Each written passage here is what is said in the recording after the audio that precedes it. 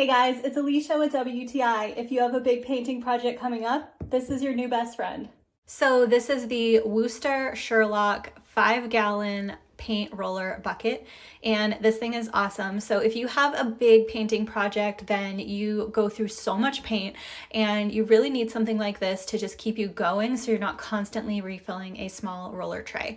So this holds 5 gallons of paint and it accommodates up to 19 inches. So we paired this with 18-inch rollers and really was able to get a lot of paint on the walls and ceilings very quickly.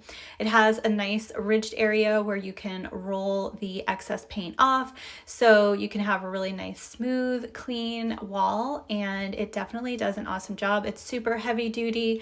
It does not tip over even when you are sliding it around. It is just an awesome companion for a really large painting job. So if you're a professional, you definitely want to have this. If you've got a big painting job like we did, then this is definitely the way to go. So I would definitely recommend this product from Wooster, and that's my point of view.